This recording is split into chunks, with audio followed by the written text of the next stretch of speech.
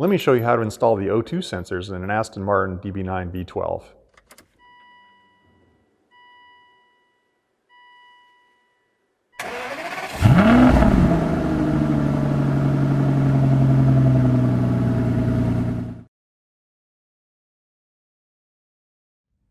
In this episode of Aston1936.com, I'm going to show you how to reinstall the O2 sensors, the Lamda sensors, the HEGO sensors in an Aston Martin DB9 V12 engine. And in previous episodes, I've shown you already how to remove these things. I've also shown you some alternative parts you might be able to purchase instead of buying the original ones from Aston Martin. So in this video, I'm not going to be covering any of that background. I'm expecting you've already got all your O2 sensors out and you're ready to put your new ones in. We're just going to sort of dive right in and show you how. Now, I'm going to show you how to change all 8 of them. There are 8 O2 sensors in the car. You might be doing just one, so I suggest that you fast forward to the point in the video for your particular sensor. So let me show you the tools and supplies we need to get the job done right. So first thing we need is the right part. Now in that previous episode, I've shown you some alternate O2 sensors you can purchase. I've selected to buy the direct from Ford Motorcraft DY1401, and I've gone ahead and I've got 8 brand new sensors. When you open one of these up, basically you'll see the sensor has a protector on it. Of course, you're going to remove that when it's time to install it. There's also some basic instructions from Ford, which you aren't really going to do anything with. And there's a couple of zip ties, which we also aren't going to do anything with, but all the zip ties are for is if they say if you have excess cord, you could always zip tie them together. But in none of our situations, we have any of that to worry about. So that's it. We've got our parts. Tools-wise, the first thing I'm going to bring up here is a supply. I'm going to use some copper grease. So this is this brand's from Loctite. I'll have a link down in the description below and where you could purchase it. But basically, we're going to use this to lubricate the threads. We're not going to put them in dry. And I have a small brush that I can use to apply the copper grease to the threads. I've also got a couple of specialty tools. This one is most important. This is an O2 sensor socket. This one's from Tecton for 22mm/7/8. This is invaluable, and I'll have a link down below to this as well. Now, if your threads are kind of munged up after you took out your old sensors, and you need to sort of clean up the threads because they were really stiff to get out, you can get a thread chaser. This is essentially a tap that is the correct thread for an O2 sensor. You can run this down the bore. The suggestion is you coat it with copper grease and make sure you get some blobs of grease in the channels here, because as you're turning this in and it's scraping off any debris, the debris will be getting stuck in the little blobs of grease in the channels. And then when you back it out, you'll pull out all the crappy stuff with it. So if you need it, you can use a thread chaser. Hopefully your threads are in good shape though. I'm going to be using my bendy head 3/8 ratchet for sure. Some of the places where we have to access the O2 sensors, you need some creative ratchet angles. And then I have a couple of different long extensions. You could just use a bunch of 6-inch, or I'm using a 12-inch and a 6-inch. And as always, a shop rag and an inspection light are certainly going to be handy. So let's hop in and start working on installing the first of the sensors. So just a little orientation. We've actually removed my intake manifolds so that we'll be able to get some camera shots of where the electrical connectors are. So you'll be doing this all from within the fender wells on this side. And obviously, prerequisites, you've got your old sensors out. I've got the car up off the ground, the wheel removed, and the fender liners out. So let's dive in here and start getting the left-hand side upstream sensors installed. So before we're crawling around underneath the car, what I want to do is get the copper grease coated onto the threads. And the copper grease comes with a big, giant, globby brush. I actually went and just got a little smaller brush because we just want to get a little bit of copper grease on the first couple of threads. We definitely don't want to get any on the actual sensing element, but we do want to coat up the threads as this goes into the exhaust manifold. So we just put a light coating on there. And that should do the trick, and it's ready to go in the car. Gonna get the other 7 done, and then let's go put them in. So cameraman Rob is gonna hover over top the car while I work through the actual gap in the fender well here, like I've shown in previous videos on removing it, but you'll be able to get a better view from the top. So I'm gonna start with putting in the O2 sensor for cylinder 789. That's the forward one on the left-hand side of the car. And with the copper grease on there, it's basically just going in super smooth. It's about 3 rotations. So now that it's bottomed out, I'm going to get my O2 sensor tool, get around the wire. Now these go on basically like a spark plug, where they have a crush gasket. I'm shooting for about 1/8 of a turn just until I feel that they're pretty snug. But I can't do it all in one stroke because of the heat shields. So you may have to go in, reset for another shot.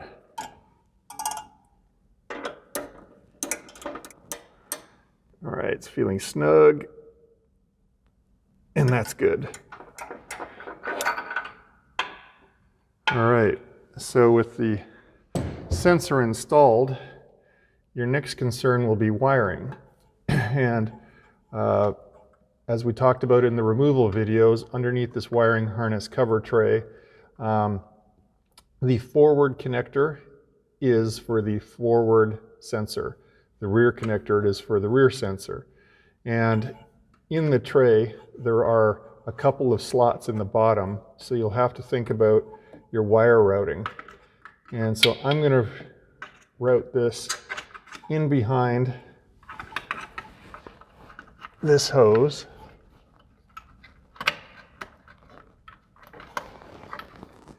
And then I'm going to let it come up through this slot. And now I'm going to make the electrical connection.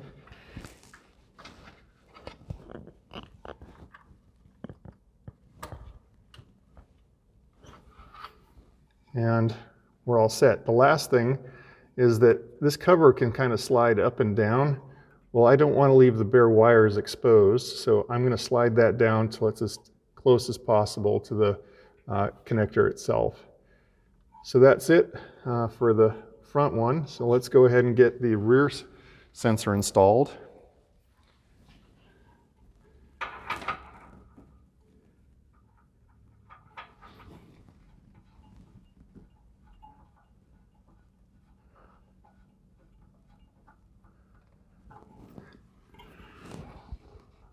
All right, I've got that snug by hand. So again, we'll sneak on here with the special tool. And 1/8 to 1/4 of a turn until it feels snug. Okay, there it is. Remove this tool. Now we'll worry about the electrical connection for this one. Again, I'm going to tuck it behind the rubber heater hose.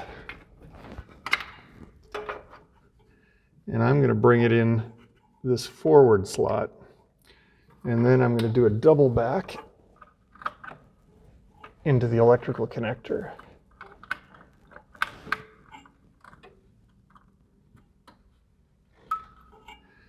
And I heard it click.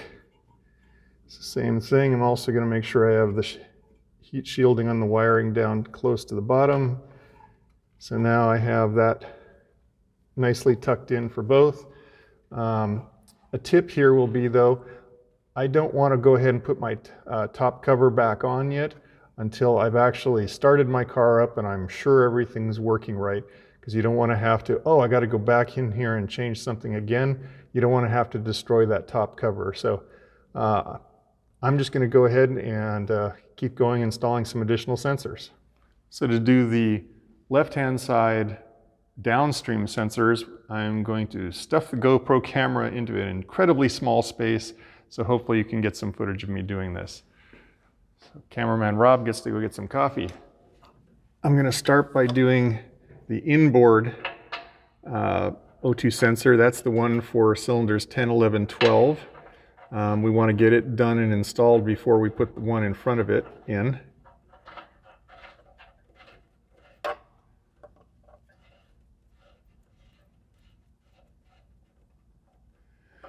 All right, with that hand snug, I'm going to sneak in now with the sensor tool.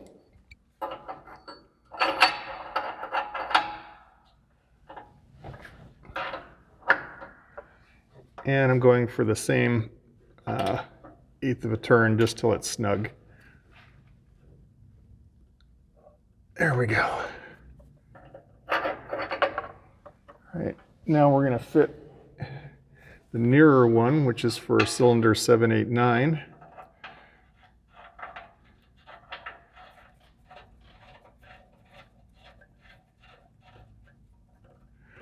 All right, got that hand snug.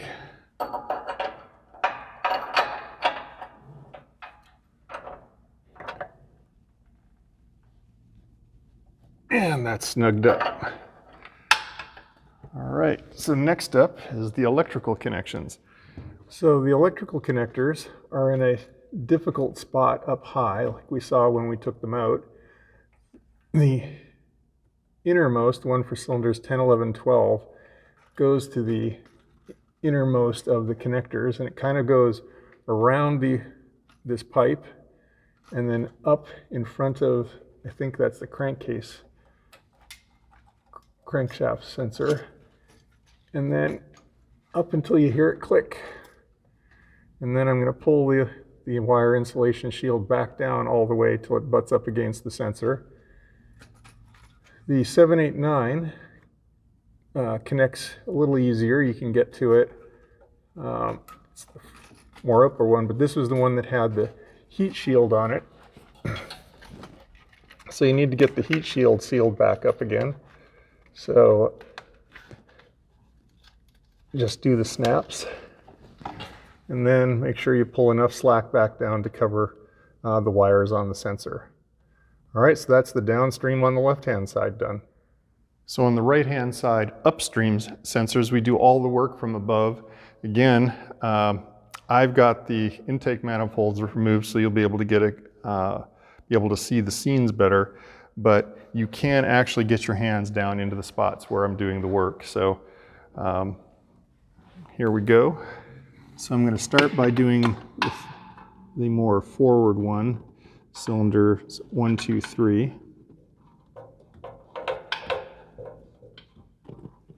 That's pretty easy, so you can get your hand in on the path that I'm on, no problem.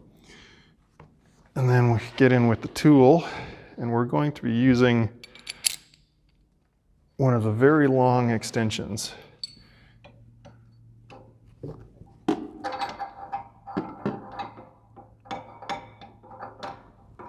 Here we go. And so I've got the ratchet up here where you'll be able to get on it. And so I'm going for that 1/8 of a turn. There we go, that's nice and snug. Now we can take the socket off.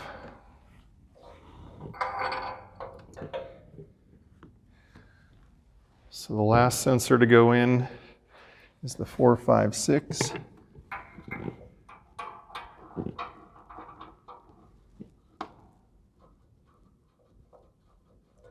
There's just enough clearance to get underneath the other sensor just fine.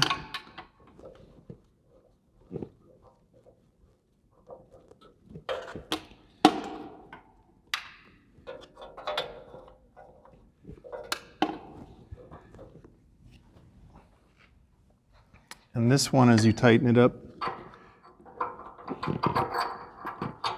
we're not going to be using any extension. You should just be able to get the bendy head ratchet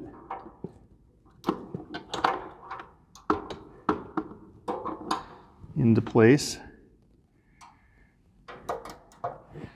and get just that 1/8 of a turn you're looking for until it's nice and snug. There we go.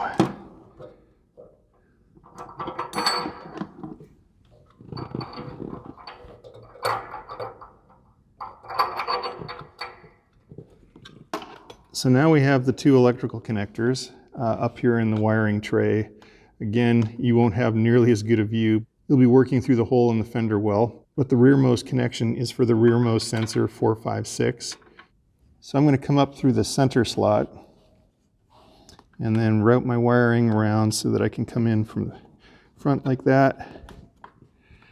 And then here's the nice click. So the wiring is in the slot and sitting there nicely, so that's good. I'm also going to remember to take any extra slack and slide it down to cover over my wires close to the sensor body. So for the front one, and this is for cylinders 1, 2, 3, I'm just going to cheat here because I can't triple bend my elbow, and you connect it from the front and just slide it back in until you get the click.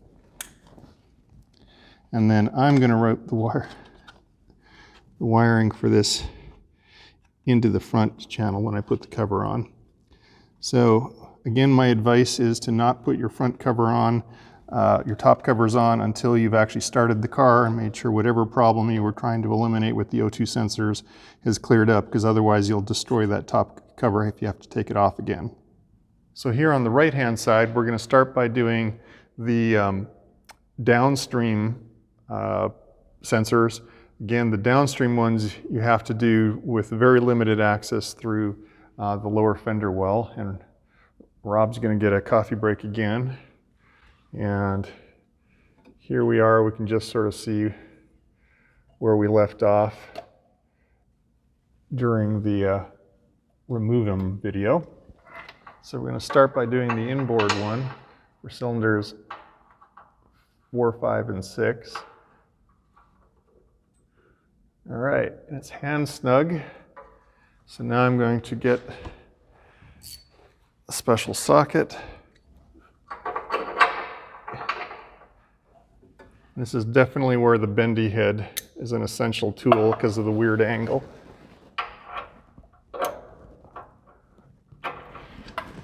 And I'm looking for that about 1/8 of a turn until it's snug.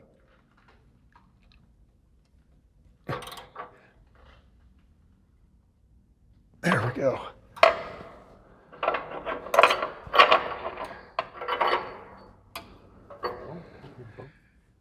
So now we can do the cylinders 1, 2, 3. That's the nearer one, which is easier to see. Come on. There we go.